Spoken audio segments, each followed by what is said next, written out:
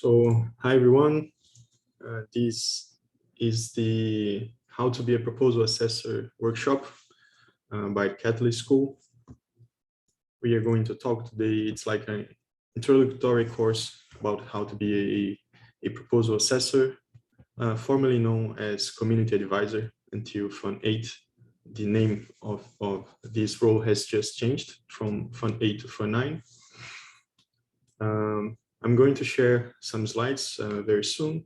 Here, I'm also sharing them in the chat, just in case you want to follow them at your pace.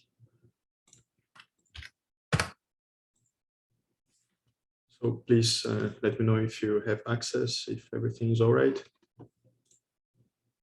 And I'm going to share my screen.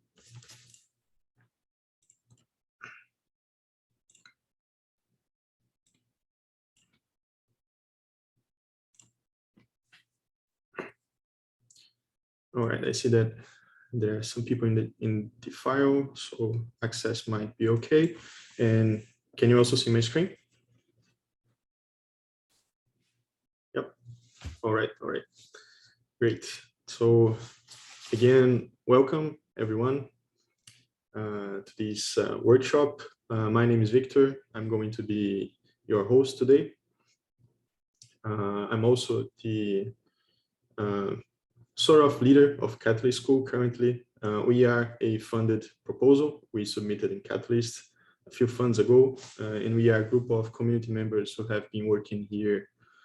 Some people since Fund 1, some people since Fund 2, 3, 4, and we are providing these sessions and workshops and individual support, I think for 5 or 6 funds so far. And the idea is to introduce people to the different roles that exist in Catalyst and to help them to get better as well. So after all, it is a place to leverage the impact of Catalyst as a whole, introducing people contributing to all different roles they can play within Catalyst. And the way that we do this is through some live sessions and workshops like this one, individual support sessions, not only in English, but some other different languages. And we are also about to launch an educational website with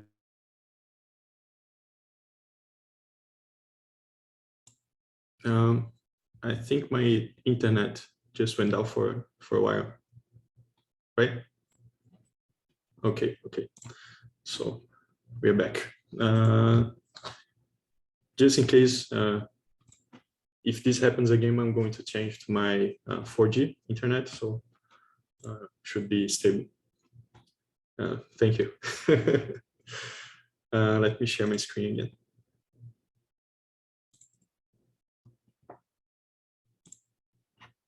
All right.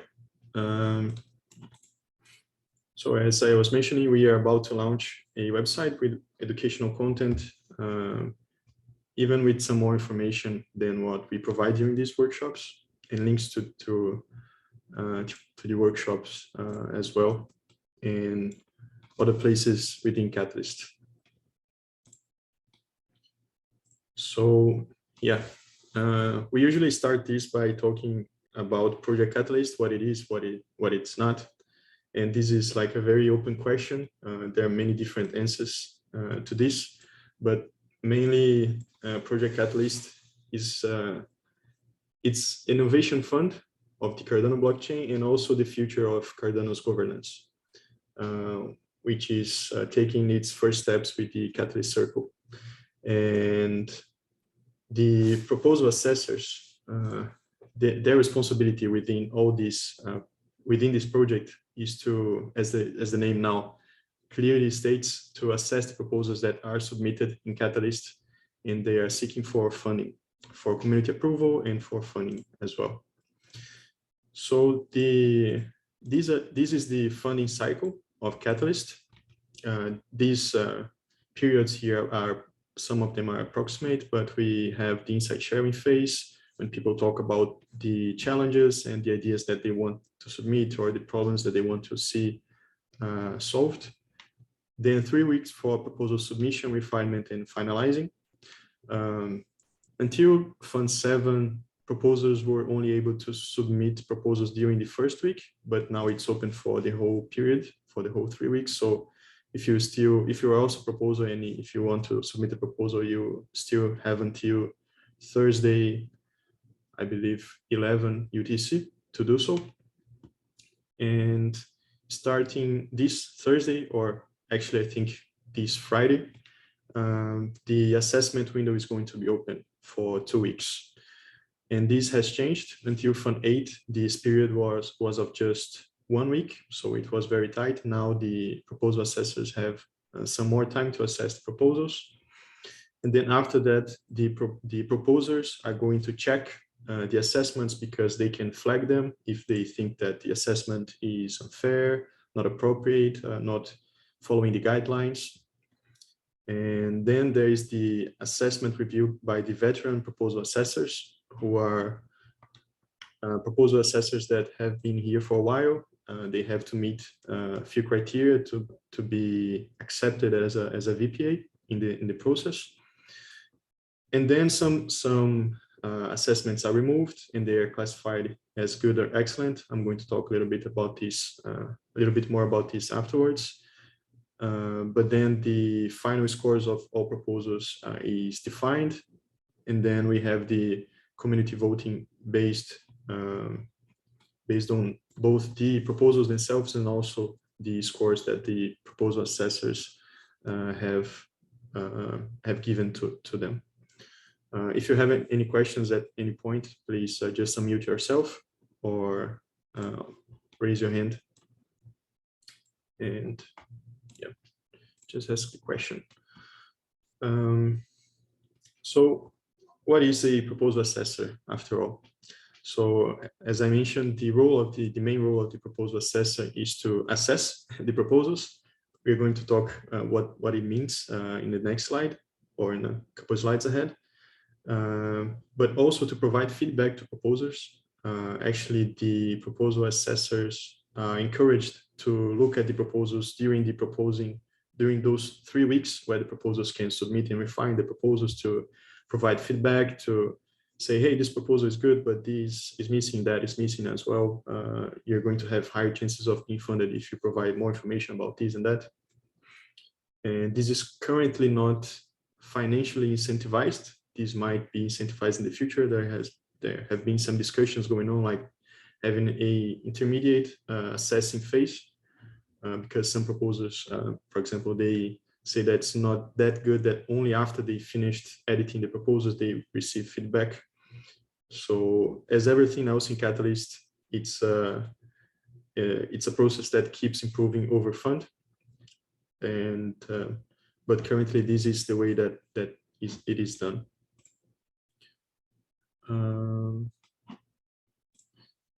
And yeah, and by doing these two first things, the proposal assessors support the whole community during the voting phase by giving scores to each proposal.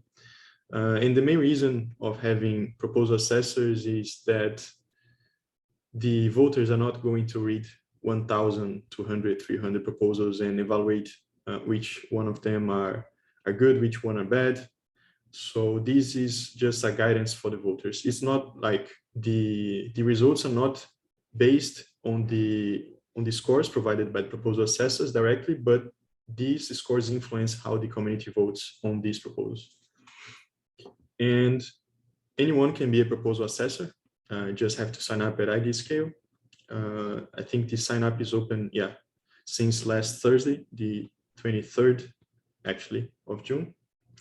And it's going to be open until 2 days before the assessment window closes. So you can sign up there at any time and check the box saying that you want to be a proposal assessor now in Fund 9. And we are going to talk a little bit more about IdeaScale in a couple slides ahead.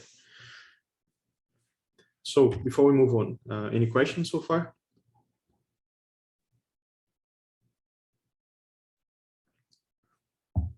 All right.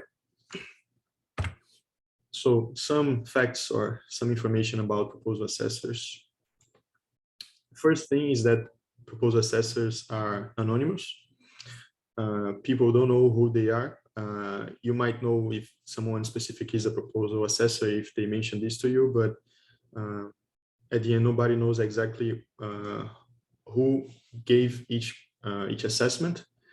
And the main reasoning behind this is to avoid some kind of harassment from the proposers to the PAs if they didn't like an assessment, if they didn't think it's fair. This is the main reason behind having anonymous PAs. This also causes some issues because we cannot be, let's say, 100% sure that there isn't a proposer that is signing up as a PA and assessing its own proposal, his own proposal or she's own proposal, her own proposal. But there are some ways to detect some fraudulent behavior like this, and IUG has been working on some things behind the scenes to try to avoid this, and also the community as well has been paying attention to this kind of strange or suspect behavior by some PAs. Another fact is that PAs scores cannot be seen by other PAs during the assessment phase. So let's say you choose to assess one proposal. There is a way for you to know how many other PAs have assessed that proposal already, but you cannot see how they assessed, what was the score that they have given to each one of the criteria, and also not the rationale that they've written to justify that score. And the reason is for PAs to work independently and not get influenced by other PAs. Back in Fund 3, this was different.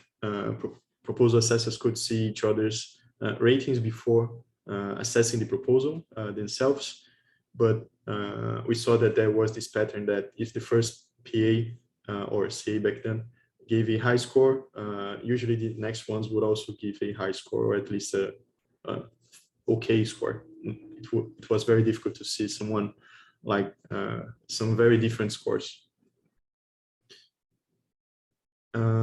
Next one is that PAs can choose which proposals they are going to assess. So currently we have almost 10 challenges, 10 different challenges, and you can pick any of those challenges and choose the proposals that you want to assess. And this is good because you don't have to assess proposals that, let's say, you find that they are boring or that you don't have the technical knowledge required to assess them. You can also choose proposals that you like the most. Let's say you like the context or the field or the area, or there's something about the proposal that catches your attention and you would read it anyways. So you could also read it and assess it. So it is completely open in this from this perspective. But there are a few things that you should avoid. Like a person can be a proposer and a PA in the same fund. So let's say you can have a proposal submitted now in Fund 9 and also be a PA in Fund 9. But in this case, you cannot act as a proposer and as a PA in the same challenge.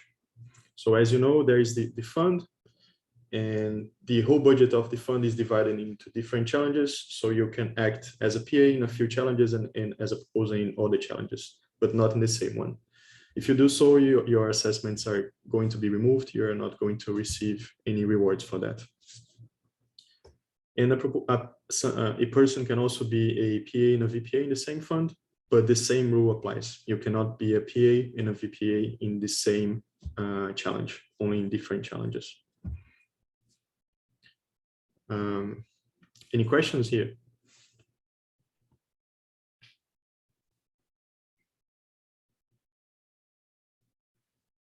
Nope.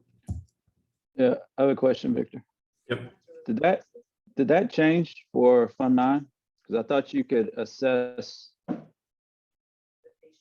you could still assess the same challenge. Let me rephrase this. You can still be a VPA in the same challenge setting that you are a PA in. You just cannot assess your own assessment. Yes. Sorry for all the assessments. Yeah. Good question, because I should have mentioned this. The official assessment guide is still being updated. I think it's going to be finished by this Thursday. And this was something that was being discussed in the Catalyst Circle and in the PA sub-circle as well. And the way it looked, it was something that was going to change, like this restriction of being a PA and a VPA in the same challenge. But it's not guaranteed that's like this. So it might be that the way you said, like you can be a PA and a VPA in the same challenge, but not assessing, but not reviewing your own assessments. But if you follow how it's written here, you are avoiding any issues independently of the outcome of this discussion. So there's a link to the official guide a few slides ahead, and if you access it now, you can see that it still has a lot of comments and a lot of discussion going on there. But IUG is going to get it finalized by next Thursday. Yeah, Zoe. Does IdeaScale automatically not allow access to what I should not be able to assess? No, you have to pay attention to this. What happens is there's an extra step that is done by IUG between different phases, and they just remove, for example, let's say if you have a proposal in the depths and integrations challenge, and you by accident assessed some proposals that are in the same challenge, then your assessments are just going to be removed. Oh, okay. There's no like official warning in IdeaScale. Okay. And what about, can VPAs review assessments in the challenge they proposed in? No. No, okay. Thank you. Thank you.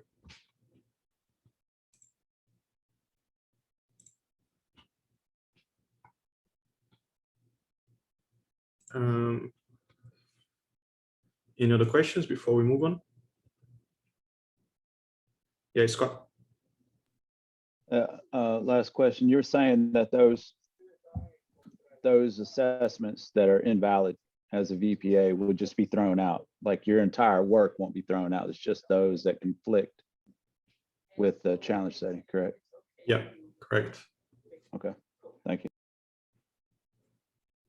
Yeah, Pierre. Is there any limit on how many proposals you can make? So I'm a student and have currently much free time. You mean how many proposals you can assess as a PA? Yeah.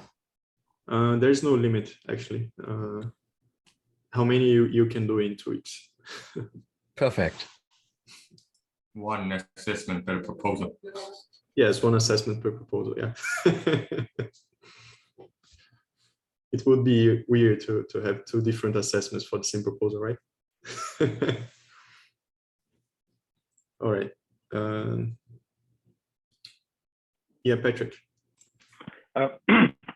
Sorry for bringing the material aspect inside. I heard and read that the assessors are rewarded.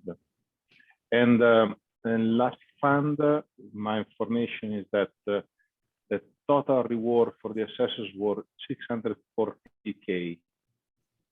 And I did the months ago, and after voting, I received probably like 290 ADA. That's great. When I vote, I get that much ADA, but it was actually for the reward for assessing. And so my understanding is this is quite substantial. And how I know that one can a PA after being assessed from a veteran PA, his review can go in a category that is excellent, good, or probably for many reasons, like people they they use some bot to generate text. These are filtered out, of course. But my question is, what is the rationale behind the rewarding of reviewers, assessors? Sorry. Yeah. Just before I answer the question, let me just change my internet to my phone internet because it's quite unstable. Just one second.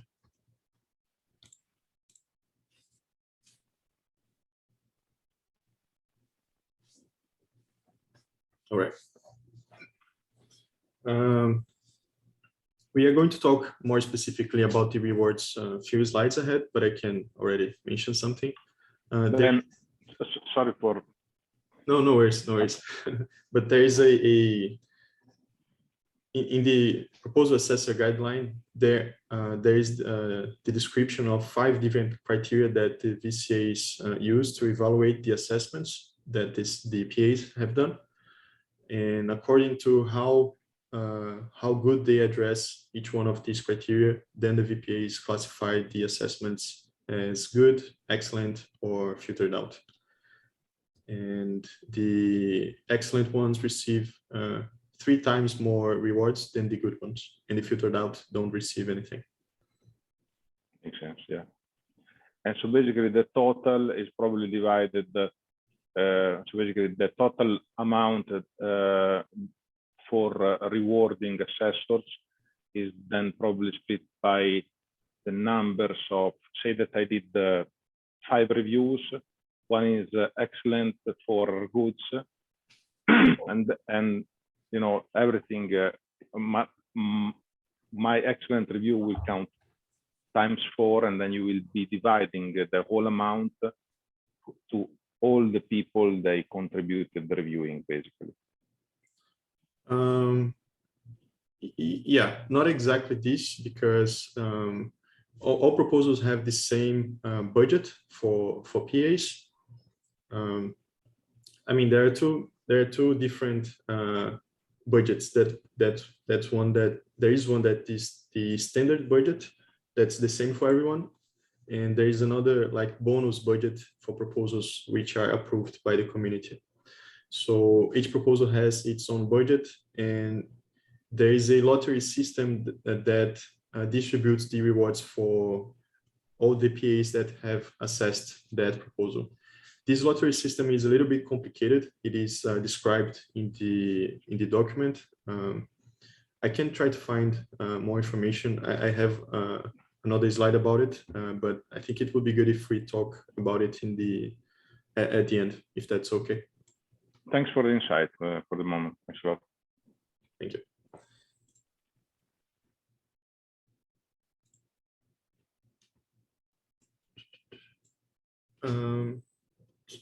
Scott, you mentioned that about the link to the VPA guide. It's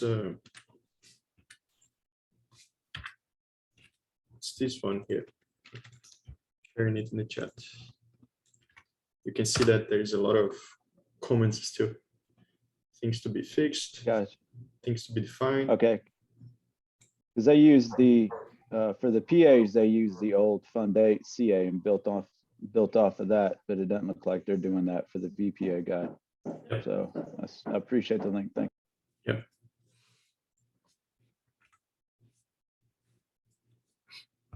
All right, so moving on.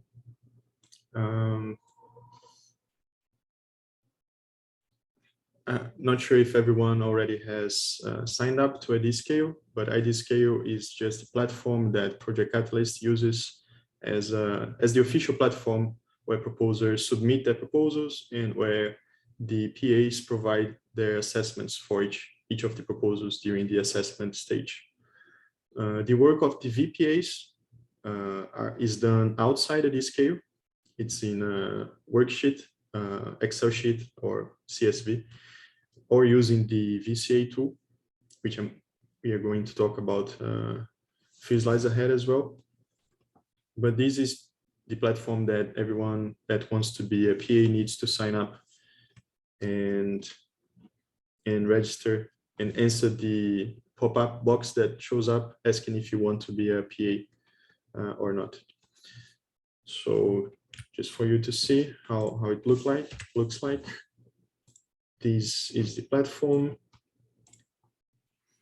You have access to the different challenges now in Fund 9.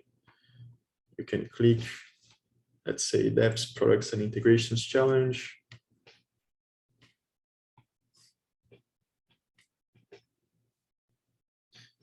Here you can see the proposals that were already submitted here in this challenge. You can access them, read them.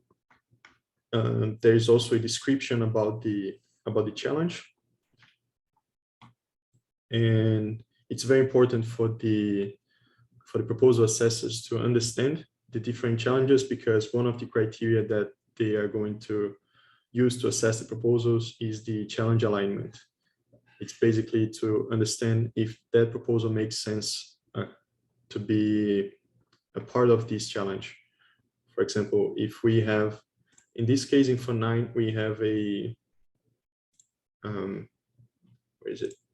There is this DAO's Love Cardano challenge and this, let's say, cross-chain collaboration. So if you see a proposal that's submitted here, but it's more related to DAO somehow, it would make more sense to be submitted here. Then this is not ideal, and the PA, there are some nuances to this, but usually the PA would give a lower score in a situation similar to this one. So yeah, then here you can check the campaign brief. There is, let's say, examples of KPIs that the proposals could add to the proposals, some guidance to the proposing teams here, some more general information, how the success look like for the proposals submitted here. And that's it. And you can also access your own profile here and check if you have answered correctly that question asking if you want to be a proposal assessor in Fund 9.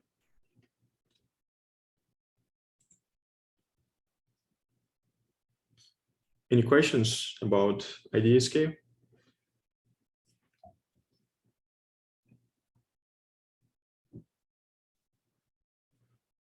Yeah, Scott. I don't know if this is part of the curriculum. Like, I try to catch this every funding round.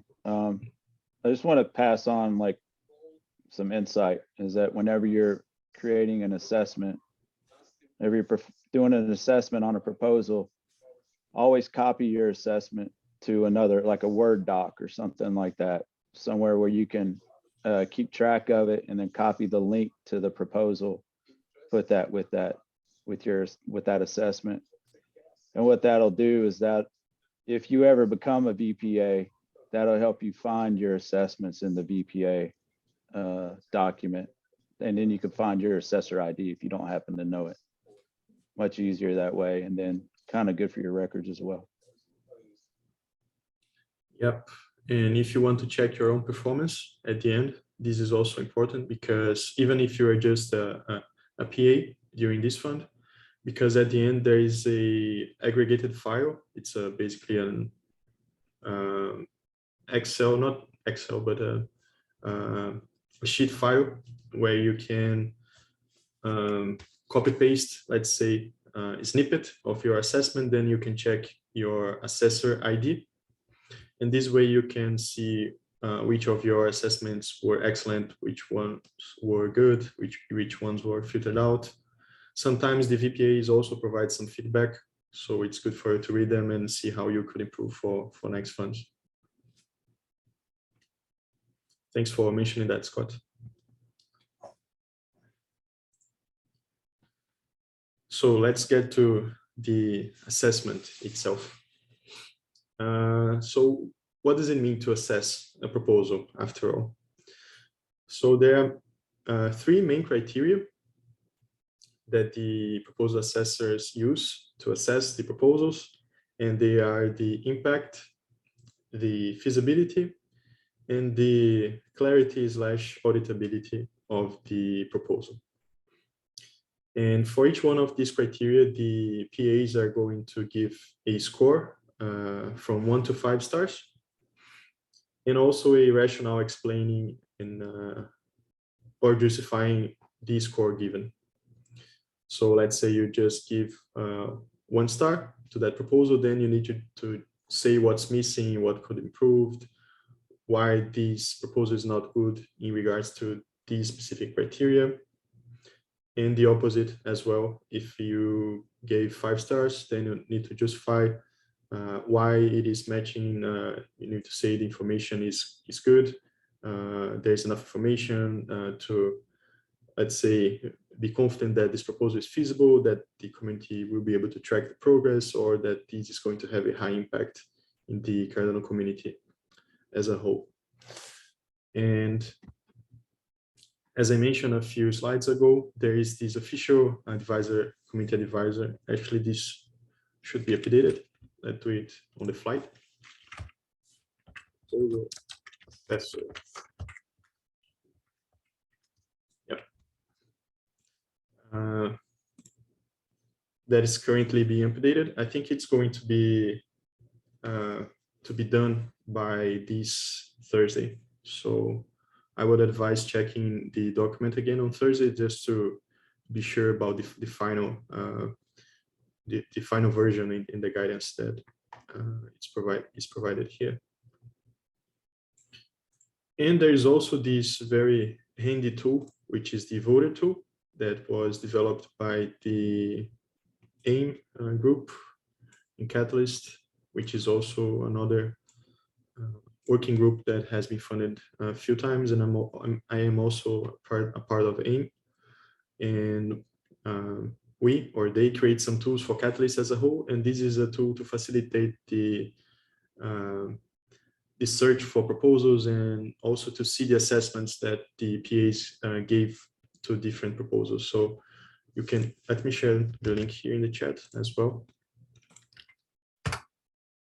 By opening this proposal, this tool, you can choose a challenge. It has not been updated for this fund yet, but you can check previous funds. And I'm showing this because here you can check the assessments of other so-called community advisors in previous funds. For this proposal, you can just scroll down and see an assessment for impact, for feasibility, and for auditability. We don't have the specific names here, but they are always in the same sequence: impact, feasibility, and auditability. And you can see how it was rated by the veteran community advisors, and also click on details and see that 1 rated as excellent, 6 as good. So the outcome was good for this case. And all the assessments that were considered good or excellent are here. The filtered out are not here, but you can check previous the file from previous funds, the aggregated file, to see what a bad assessment looks like.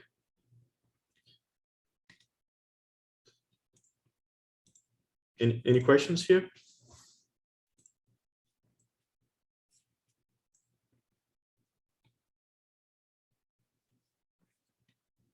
So moving on, getting into a little bit more details about the different criteria. I still recommend everyone reading the official guide carefully afterwards. We're just going to provide the high-level information that you should look out for when assessing each one of these criteria. And these are mainly guidance on how to assess. You can also, like, inside of these bullet points here, you can think about different ways of assessing them, but there's no like very strict and defined way to assess the proposals, but some guidance of how the things you should look out for when assessing the proposals. So let's say for impact, the first criteria. There are 4 main questions that you should ask yourself when assessing a proposal. And first one is, what is the added value to the Cardano ecosystem? So let's say this proposal is successfully developed and delivered. How big the impact is going to be. Like, is this proposal creating a tool that's going to be used by the whole Cardano community, or is it developing something that's going to be used by 10 people? But is the impact of these 10 people using this tool small, big, how it is?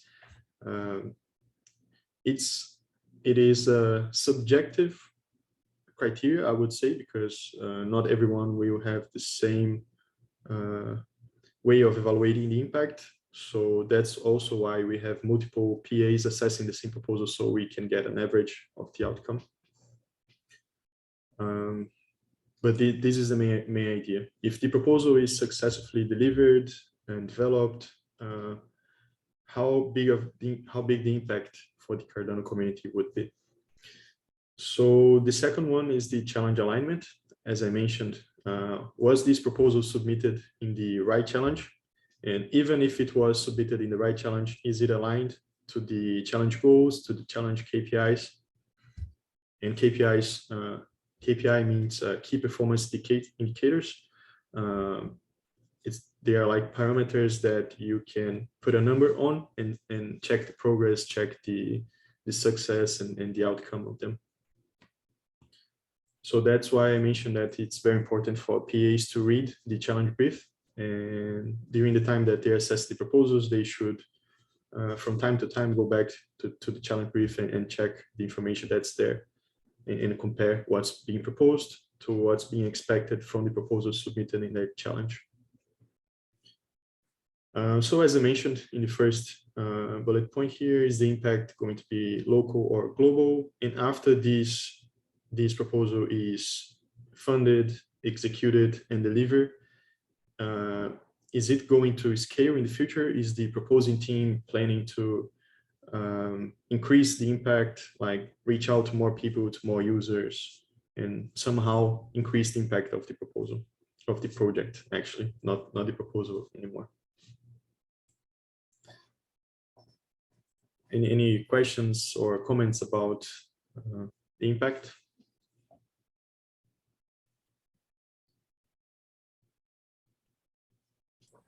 I have one question. Yep. How critical is it that we get technical with the feasibility? So if someone goes in deep and they're talking about a new way they're going to leverage Haskell or something like that, and it's beyond the assessment capability of knowing whether that's true or not, how should an assessor deal with that when things start getting extremely technical and what they're trying to accomplish? Yep, good question. The main guidance in this situation is that you should either try to avoid assessing proposals that you don't feel comfortable enough, like technically comfortable enough to assess them, or at least try to do some research before assessing the proposal. Because one of the criteria that the VPAs are going to use to assess if a assessment is good or excellent or filtered out is the background that the PA seems to have when assessing the proposal. If it really seems that he knows what he's talking about or she's talking about, and how confident they are about it. There's no like official way to check the background of the PA in relation to technical proposals. For example, there are some very technical proposals being submitted in the Depths and Integrations Challenge. I bet that there are some proposals that are not feasible, and there are some people that don't know that they're not feasible. So the guidance is that you should avoid assessing proposals that you don't feel comfortable assessing. And this is not a big issue because there are more than 1,000 proposals. So certainly you find a proposal that you feel comfortable assessing. Great, thank you.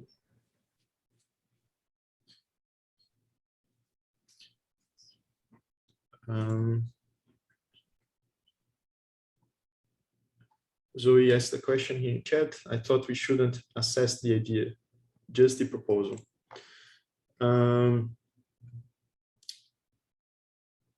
Yes and no, I would say, because you should assess the idea in the impact criteria.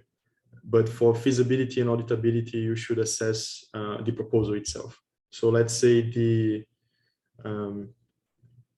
idea of the proposal is good, but it's not clearly explained. There is no roadmap, there are no KPIs, there is no way to, they didn't provide a way to track the progress or the success. So this is more related to how the proposal was written than to the idea behind the proposal. So you can understand the proposer's idea, but even if they didn't express it in the best way possible or didn't make it clear, you got it. You know what they want to do. So this is related to the impact, but for feasibility and auditability, I think it's different.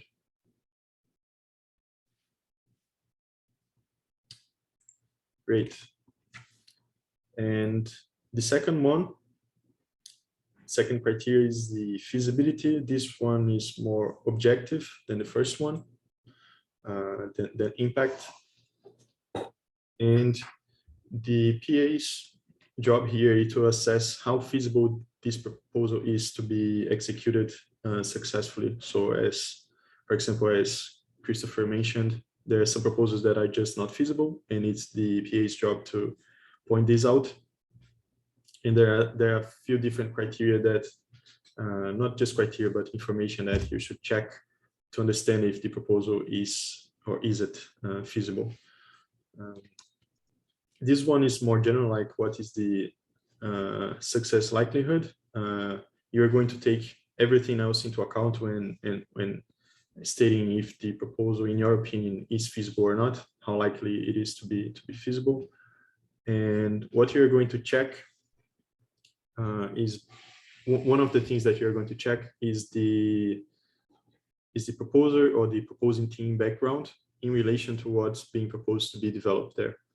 So let's say someone wants to develop a new DApp for something, but they are not a developer. They are not developers themselves, or they don't have any developer on the team, and they just said that they are going to hire someone to do it. That's okay, but it's not that good because they haven't onboarded someone yet. They still need to find someone, negotiate the rates and everything else. So there is an extra risk to the execution of the proposal. So feasibility in this case is a little bit lower. If they have everyone in the team and they are enough to execute the proposal successfully, then in comparison to this first scenario, this proposal is more feasible. And let's say if they want to, this applies to different areas like translating things, like teaching workshops or any other kind of proposal. It's just matching the proposing team background with what's being proposed to be executed. Another information that's very important is the planning and time frame.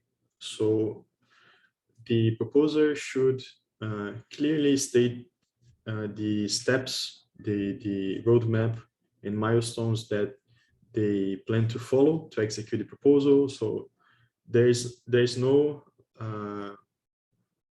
unique way of doing this. They could separate their roadmap, let's say in quarters, third quarter of 2022, fourth quarter, or even by month. I'll do this in August, I'll do this in September, I'll do this in October. And these are the milestones that I'm going to deliver at each of these months. But there needs to be a planning there because it's also the PA's job to assess if this is feasible or not. So let's say someone proposes to build a whole new blockchain in 2 weeks. So it's unless they are just forking Cardano or some other open source blockchain, this is something that's not feasible.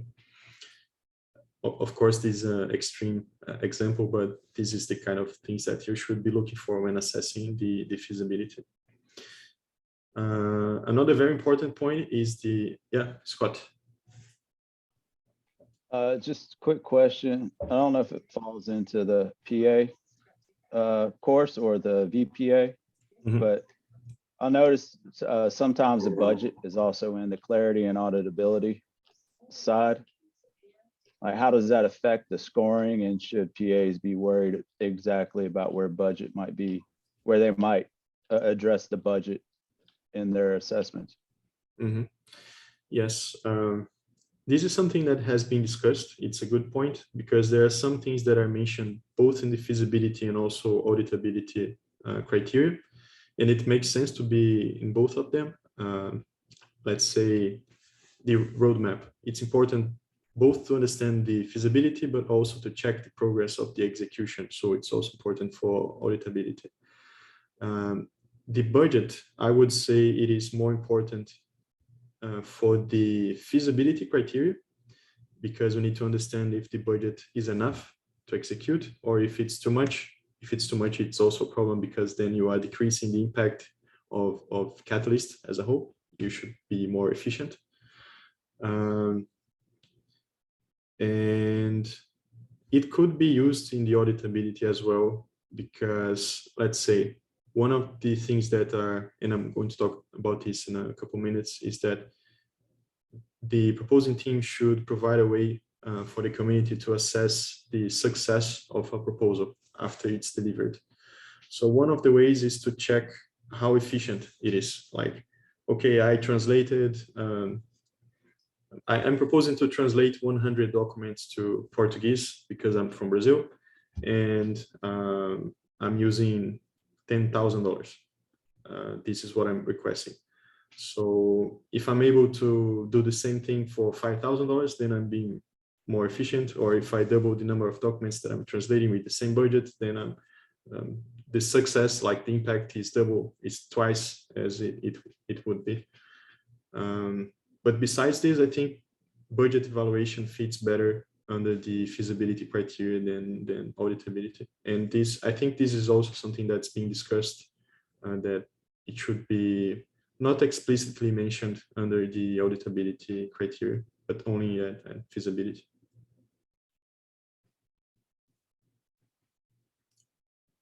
Christopher. Yeah, I just had a quick question. I guess I could use that as an example. Is it any expectation that we should be giving constructive criticism that also can steer them to be successful? Or is that we're basically purely grading on what they have said, not, oh, for example, in that case, it's like, you should look at this service that costs half the price.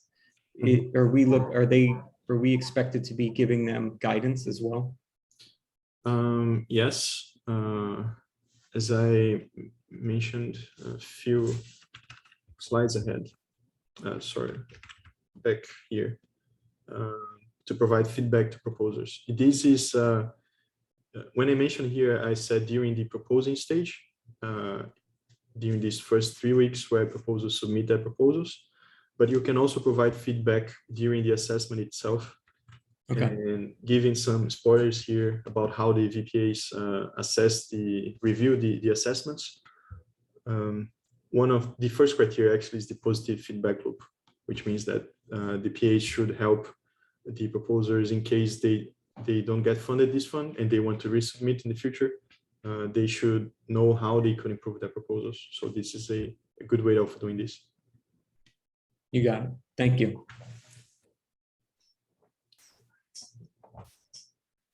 And the last one is related to risks. Personally, I think this was a little bit confusing, this fund, because if you check IdeaScale, the risks are mentioned in the impact criteria instead of feasibility. But I would say that they fit better under feasibility instead of impact. But anyways, putting the risks in one place or another here, it's going to be accepted. You're not going to be like, your assessment is not going to be removed just because you put risks in feasibility or impact or vice versa. But when assessing the risks, it's important to understand how risky these steps that they are mentioning are.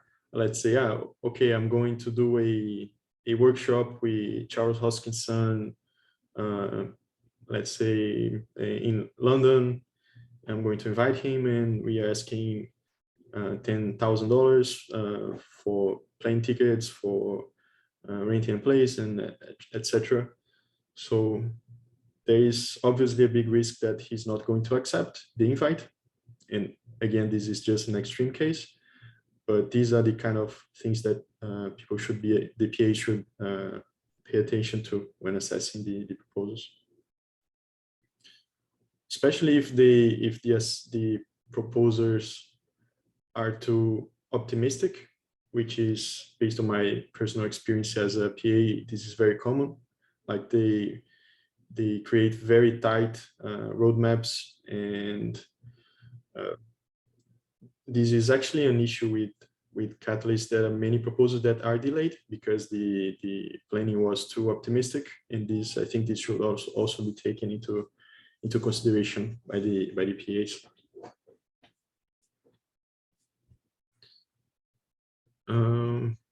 And also, I have a few proposals that are delayed, so I know exactly what I'm talking about.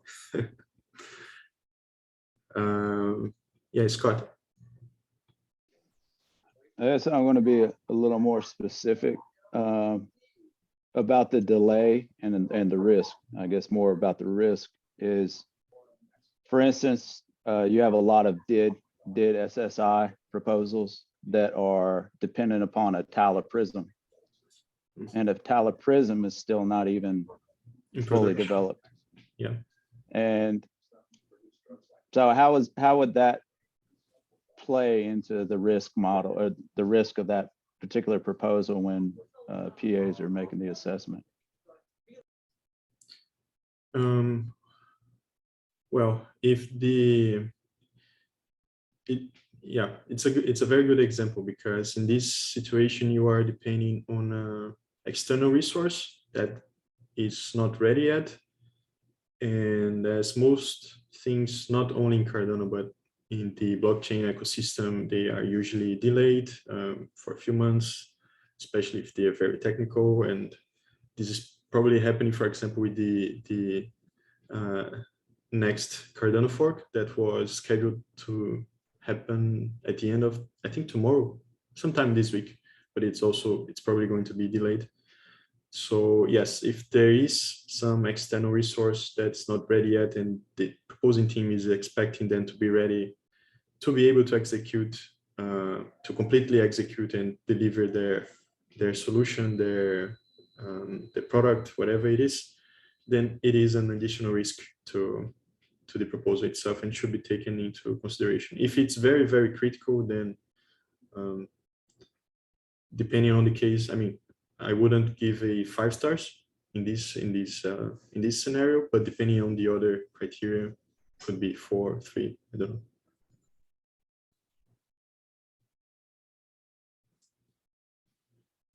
And talking about the last one, which is clarity / auditability, there are two main things to be analyzed in these criteria, and both of them are related on how the community can track different things related to the proposal. So two main things. The first one is the execution. All the funded proposers have to send a monthly report to IOG, and this report is public. Everyone can check them. There is an open file, open access file that everyone can check there, and they can see the progress that has been done from month to month.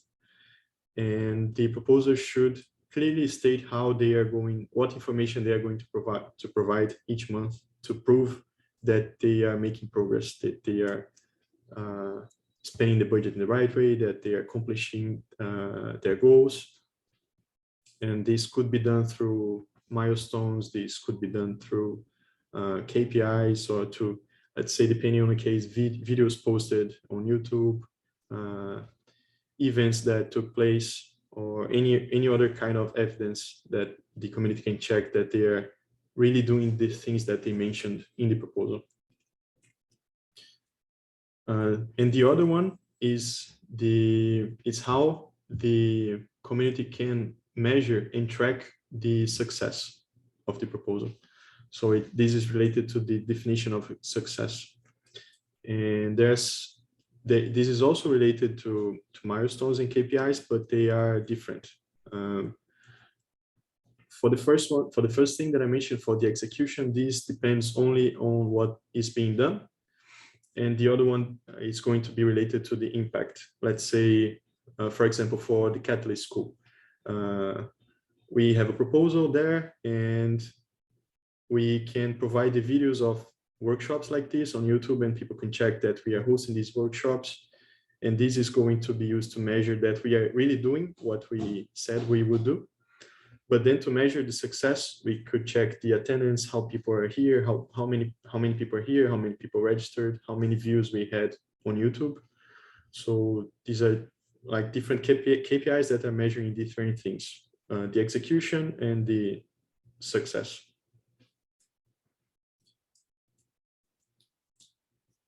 And usually this criteria is shorter than the others. There are less things to assess here than related to impact and feasibility. Yeah, Patrick, you had raised your hand.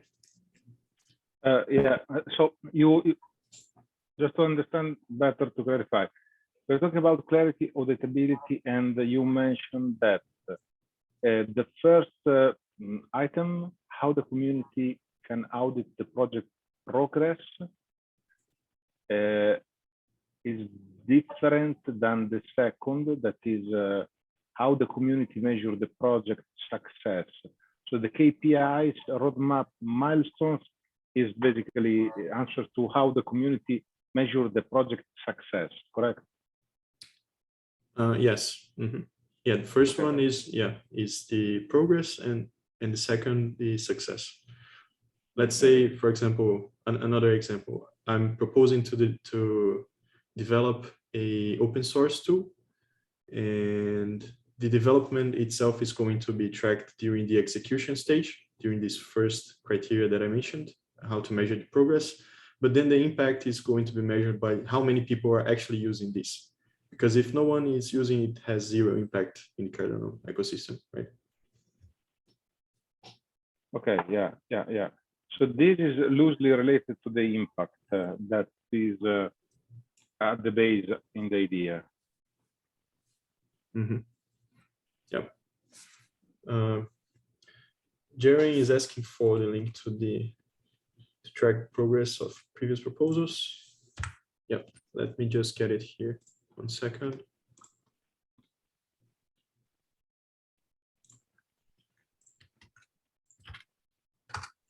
This is the link. You can check the progress of all proposals since fund to.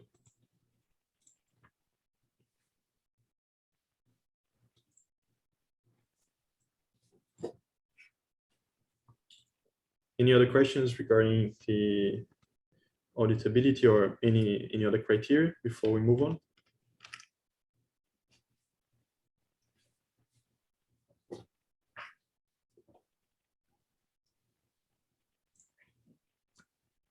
Yeah, Christopher.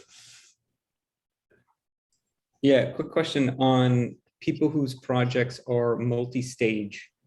If I would want to assume that, let's say they have many stages and they have a grand plan, but the funding they're asking for is in line with the impact, feasibility, and clarity and audibility of that phase that they're trying to raise funding for, that would be considered a successful, highly rated.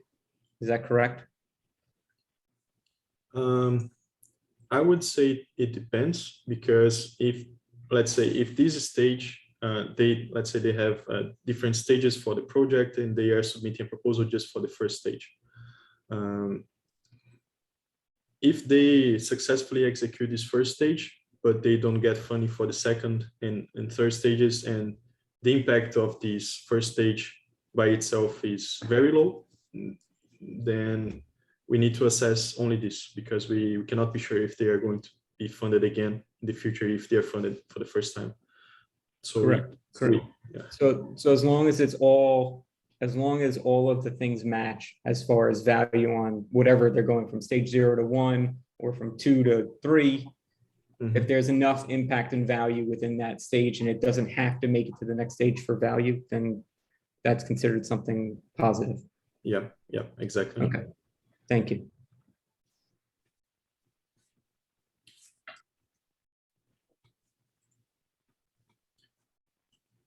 All right, moving on, unless there are any other questions.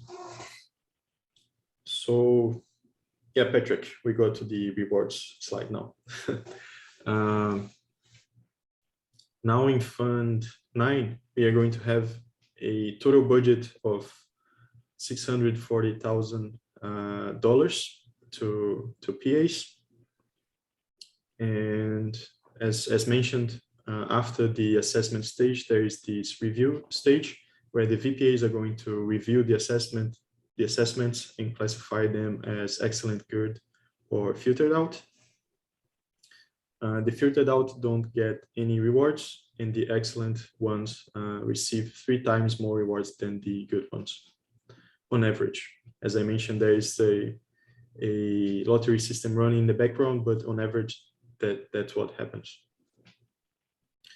And it's very, very difficult to calculate in advance the rewards that are going to be distributed for each CA, because these depend on a lot of things.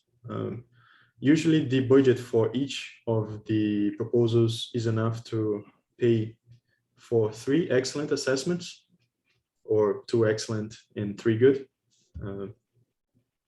besides the extra budget. But in case there are, let's say, I'm sorry, not 3, but 3 excellent assessments, yes, or 2 excellent and 3 good. But let's say that there are 10 PAs assessing a specific proposal, so they are all going to get less rewards for that assessment than they would receive if they were evaluating, if they were assessing a proposals that has less assessments. And what means if there is like a very, very short proposal and you can assess it, let's say in 15 minutes, 20 minutes, chances are that other PAs are going to see that as well and assess these proposals. So usually these very short proposals have lots of assessments, and the rewards related to them are usually smaller. But if you find a proposal that's very long, that's very complicated, very technical, then less PAs are going to assess it, and usually the rewards related to that proposal are higher. So it's a way to balance how these rewards are distributed. As I said, in this example here, we could say that each good assessment would receive $60 and each excellent $180. But these are very, very rough estimates. This could deviate a lot from this. I wouldn't advise trying to calculate how much money you would make in advance. It's very difficult to get it right. And because this value might increase or decrease depending on bonus, rewards, and total number of assessments. There is this other mechanism. I'm not going to get into much details here. It's just provide high-level information about it, but there's more information in the guideline, the official guideline, if you want to read the details.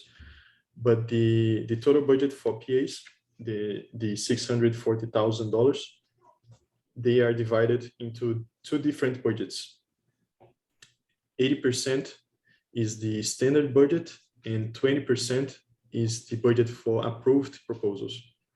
So this 80% is divided equally between all the proposals in a specific fund, in this case in Fund 9, and 20% is distributed only among the proposals that were approved by the community. And a approved proposal is a proposal that has received at least 15% more positive votes than negative votes. So let's say one proposal that has received 115,000 yeses and just 100,000 no's, then this is approved. It's a little bit complicated. You don't need to understand all the details behind it, but what you need to know is that you could choose different strategies. Like you could try to do more assessments that are not that good, or just less assessments with better quality. I prefer less assessments with better quality. But if you want to maximize your rewards, you should look for those proposals who are probably going to get at least approved, not necessarily funded, but at least approved by the community, because there are also these rewards related to approved proposals, and they are proportional to the proposal's budget as well. Yeah, Patrick.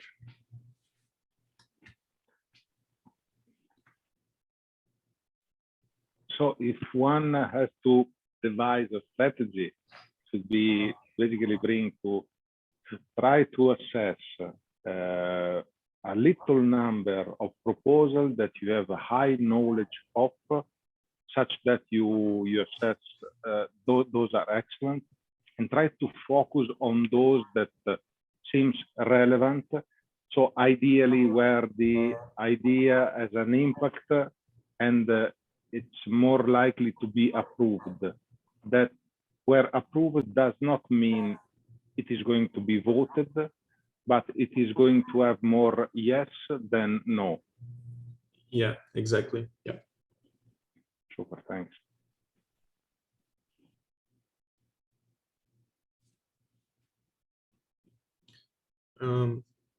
Carlo asked here in the chat, do we have a centralized counter of how many PAs and total reviews Fund 8 had? Yes, there is a file that's that IUG shares at the end of each fund. I'm not sure if I'm going to find the link right now to the last one, but it is. I can look for that. Yeah, I was going to ask that. Thanks, Teo. If you are in the official proposal advisor Telegram group, you can also look into the fixed messages there. Let me just take 30 seconds to look for it. Maybe I can find it easily here in the pinned messages.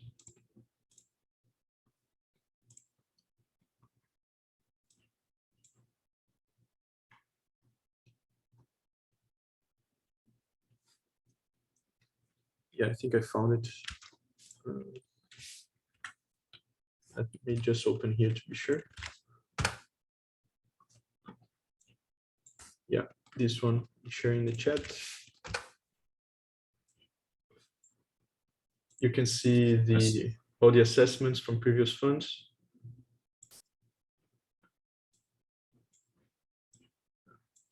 How it was rated by each one of the VPAs, which were called VCAs. And you can check the work of all the different VPAs here as well, and the outcome of, not sure why this one, yeah, it was loading. So let's say in this case, you can check one of the assessments and see how many excellent, how many good, how many filtered out each one of these assessments received, and what was the outcome. So for example, this one was filtered out. 13 VPAs decided to filter this out. Good question, Zoe. What happens in case of a tie? So usually the outcome is for the worst option for the PA. Let's say we have a tie between excellent and good, so the outcome is good. We have a tie between good and filter out, so the outcome is filter out.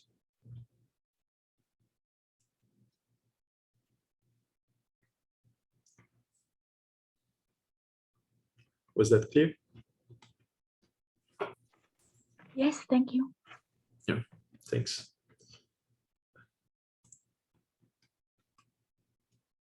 Yeah, no false positives.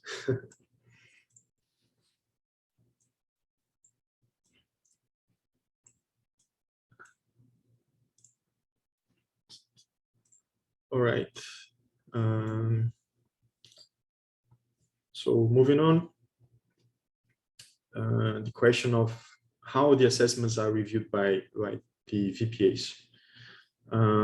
We are not going to get into much details here because there is a lot of information about this in the official guide, and I again advise everyone to read it carefully. But there's 5 main different criteria that the VPAs use to assess the PA's work. The first one is the positive feedback loop. As Christopher mentioned, the PAs should try to provide enough feedback for the proposals in case they don't get funded, how they could improve their projects or the proposals, what's missing, what could have been done better. So in case they submit their ideas again in the next fund, they would have higher chances of being approved or even funded by Catalyst. Second one is the contemplation of the PA's own ability to assess a proposal, which is also related to another question that Christopher has done. So if there is a very technical proposal and it seems that the PA has no idea what he or she is talking about, then this is not a good indication that we should be confident that this is a good assessment, that we should take it into consideration when calculating the final score of that proposal. And this is usually misunderstood as if the PA should provide all his curriculum and background in the assessment, and that's not what it means. It's just a way for you to demonstrate that you really understand the context and the technology and what you're talking about after all. The PA scoring against challenge criteria. So this is very related to the impact criteria. If the PA has successfully compared the goals of the proposal with the goals of the challenge, and the KPIs as well, the challenge alignment as a whole. The next one is the PA opinion about the proposal overall. And this is a little bit more subjective than the previous ones. And it is, I would say it is related to how well the proposal assessor connects different ideas and the different perspectives that they have regarding that proposal and evaluate it as a whole, instead of just checking things separate and trying to sum up everything. It's if they can really see the project as a whole, instead of just checking boxes. Okay, I see a roadmap. Okay, I see milestones. Okay, I see KPI. And that's as I said, a little bit more subjective than the other ones. But again, the official guide provide also some more guidance about it. And the last one is basically related to accountability, how well the proposal assessor has assessed the accountability of the proposal according to the criteria and the questions that are included in the official guide. Any questions here?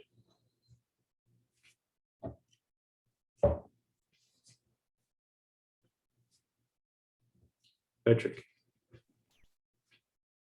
Can you expand a little bit on accountability to the community? Because I understand that the PA has a role, but the community has a role. So can you expand a little bit on accountability to the community? You mentioned the guide.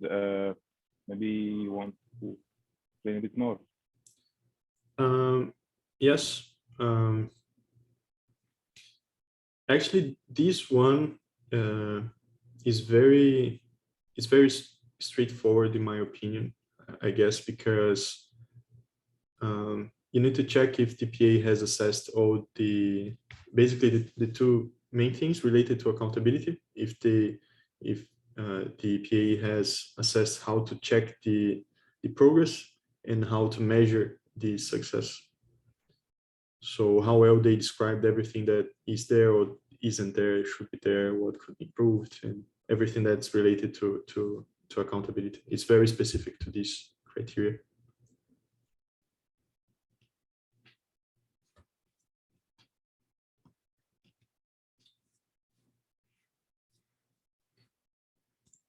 Cool. So this is our last slide, I guess. There are some links here to different places where you can find the Catalyst community and also the Proposal Assessor community. There's a link to the main Project Catalyst Discord server, to the Telegram group where you can find all the community, the community advisor, now Proposal Assessor Telegram group as well. And you can join us in our Discord server here. And I'm also going to show you a very handy tool, which is the PA tool by AIM, the same group that has developed the voter tool. But before I go there, in the next slide, you can also find some other links to different places where you could connect with the Catalyst School, our Discord server, our Telegram, email, website, and Linktree with some other links. So let me open the PA tool, which is still called CA tool because this has to be updated now for Fund 9.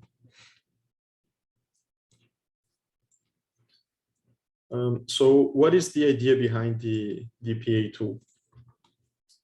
It is the first goal of the tool is to help distributing the workload between PAs, because if you are going to assess a proposal in IdeaScale, currently you cannot see how many other PAs have assessed each one of the proposals.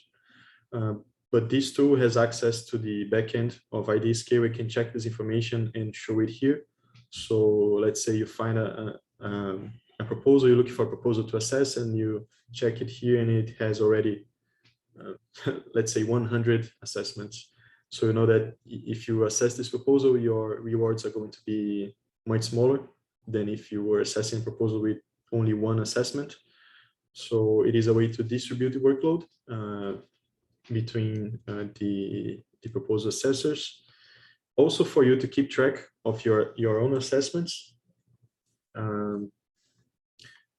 because the tool saves here in your browser the assessments that you've done, and you can check them later.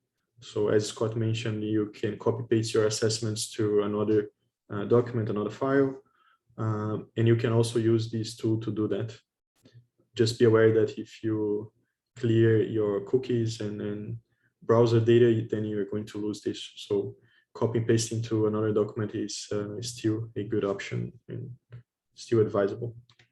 So what I did here was just to click suggest a proposal, and you can see the first proposal that was suggested to me here. I can go to proposal, so this way I would open the link in IdeaScale and check it here, read it. Then I would go back to the tool. I can also open the challenge brief here to check the challenge, see challenge alignment and criteria. And you can create your assessment here. Here you can see the number of assessments that this proposal has received so far. So this is the final number because this was a Fund 8 proposal. And the tool was not yet updated to Fund 9, but this is going to be done before Thursday. And you can, let's say, after reading the proposal, you think for some reason you don't want to assess it, you can just click here, suggest another proposal, and then do the same thing. You can filter by challenge, you can filter by title or by tag. Proposals can also add a tag to their proposals in IdeaScale. I don't use this so much. I mainly use the challenge filter. And let's say you decided to assess this proposal, you can just click here, create assessment. And this is very important because after assessing the proposal using this tool, you are not automatically submitting the assessment to IdeaScale. You still have to copy paste your assessment from here to IdeaScale and then submit your assessment there. So this is very important. Keep that in mind. Maybe in the future, we will be able to integrate the tool with IdeaScale because I think they're probably at some point opening their API. But the way things are today, you need to copy paste your assessment. So this is my impact assessment. Rated 4, 4, 5, and B. Okay, so this is here. I've just assessed the proposal, but it was not submitted. I need to come here, copy the assessment, go to IdeaScale. You're going to see here at the end, after the assessment stage is open, here at the bottom of the proposal, there is a space where you can assess the proposal, and there is a text box for each one of the criteria. So you just copy paste the text from here. You copy the text from here, you paste it here. And then in the same way that you've done here, clicking the star rating, you're going to do the same in IdeaScale.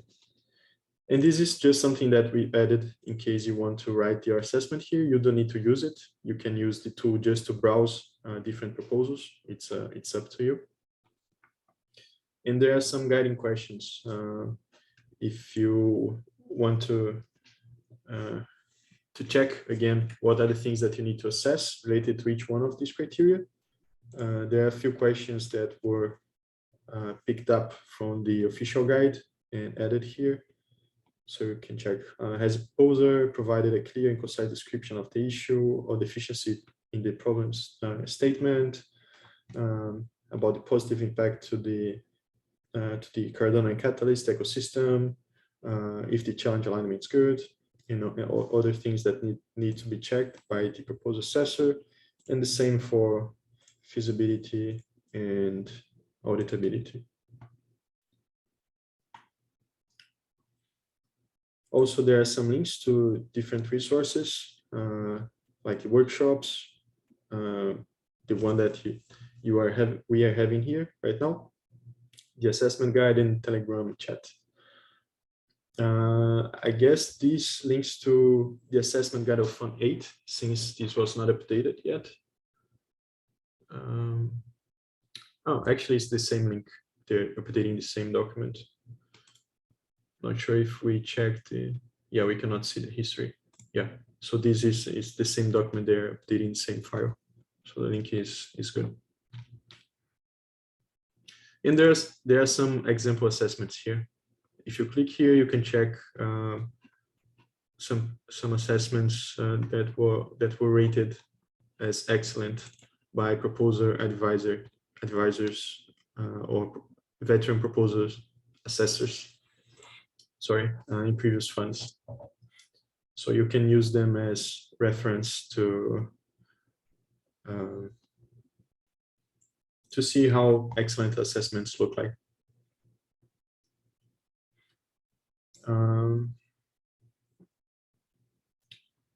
And I think that's it. Any questions regarding these last slides, last things that I've showed? Yeah, Patrick. This tool, you said that it's, from what I see, is kind of used to filter, quickly filter the proposal because IdeaScale is slow. Because you don't see the full, yeah, okay. If you select one, you basically get just a little bit of the information. Okay, yeah, problem statement, solution, experience. Then if this is interesting for you, you think that you have enough technical experience to assess this, then you can go to the link and form your own idea. And below, you have some fields, etc. And my question is, you mentioned that it's not super stable, so the cache might explode, so I can lose the data that I stored here. Is that correct? Yeah, for many different reasons, the data of your browser could be erased, and then you would lose just the history of which proposals you have already assessed or not. Yeah, okay. So that's why your suggested strategy is basically these three. Basically, you use a Google Doc or another mean to keep your data that you're sure is not lost. Yeah, yeah. But there is also something that you could do here, is that after, let's say you have a working session, you are assessing proposals and you don't want to take any risks of losing your data, you can export the assessments, and then you are saving this data to your local database. Or local database means? Yeah, it's let me, yeah, save it. File. I can let me check if I can open this here. It's basically a file with your, yeah, I cannot open it here, but it's basically a file with the list of proposals that you have assessed and the different assessments as well. Yes. Okay, great, thanks.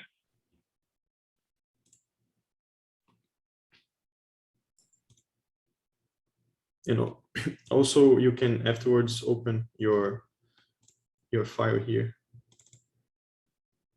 See? Yeah, thanks. Tivo. Hello. Last slide was about community places where people can like mingle and learn more about proposal assessments and what people work to around Catalyst.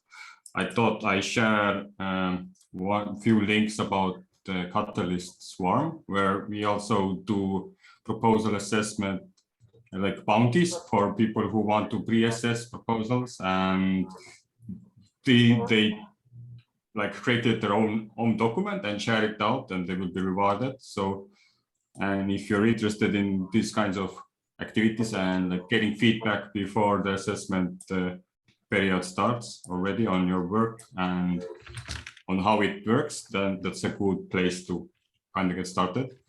And on another point there is, I think one channel or Discord server was not mentioned, called Catalyst United, where also a lot of people who are experienced with this work are mingling or are around there.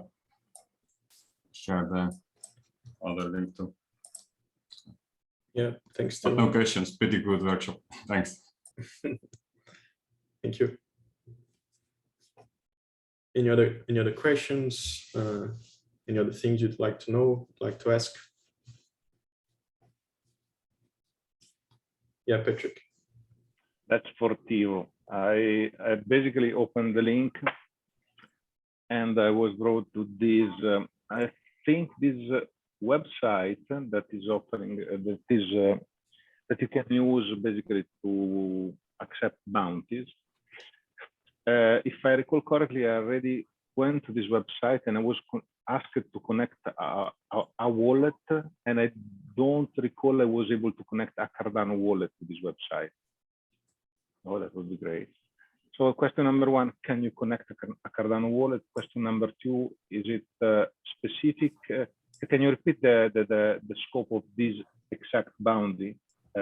Is it about assessing, trying to assess an example proposal before the assessment starts, or is it something different? Okay. So yes, the you process. Want to try the workflow? Yeah, I can show a bit. So basically the link brought you into this task. Of course, you can close it and find more other bounties around that. You open it up and then you will see what other people proposed, or one person is sending like a Google Forms. You connect with this dwork using your Discord server handle, and you don't have to connect your wallet address at all. And you shouldn't even, because yes, Cardano integration is not done, but there are work towards to have that opportunity. So right now, basically the way it goes is that you connect with your Discord account, you submit your assessment, and you will find the proposal here. If you found some proposal you would like to pre-assess or see that, hey, we should do a community assessment for that, then you can also join into Catalyst Swarm session and share the proposal there. And we set up the bounty and from Swarm Treasury and find people for that. And yeah, so you just do the assessment for this proposal. And when rewarding is sent, we'll be asking you for the other address, and we will send 58 Kimball tokens, which are Kimball Labs contribution tokens, and AGIX, which is Singularity Net tokens. Yeah, much clear now. Thanks a lot. But okay, now I have another question. Sorry, people. Are these bounties submitted by people who are going to propose their projects, and they want to have a pre-review such that they can edit the projects before the project proposal page freezes? Okay, makes sense. Thanks a lot. Very kind.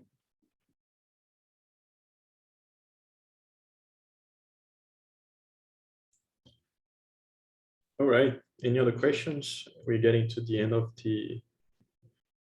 today's workshop. And we are going to have another one after tomorrow during the after town hall. It's going to be the same workshop as we had today, but just for people who were not able to join it, and to have more people joining that usually shows up to the town hall. But in case you know someone who would like to participate, just let them know. There is no specific link because it's the same link to the town hall itself. Marshall is asking, where can we find the recording for this Zoom? It's going to be available at our YouTube channel. I'm sharing the link tree here, the link to the link tree. There you can find many different links, including the link to our YouTube channel. There are also recording of other workshops from previous funds and other workshops that we provide in Catalyst School, like insight sharing workshops, open source, mini proposal workshops by Tevo, and some other workshops in other languages as well.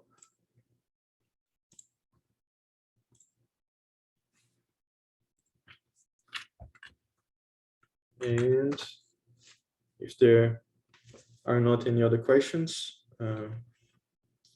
thanks everyone. Please connect with us in Discord, in Telegram, and if you're interested in being a VPA as well, we are going to have some workshops in a couple weeks about it, and then take a break until the end of until the beginning of next fund. And there are also some individual sessions that you could request. The link is also in the same link tree. And you can ask for individual support sessions for different topics, not only on how to be a PA, but also for proposing introduction and how to be a VPA. And that's it. I'm going to stop the recording now, and thanks everyone. See you around.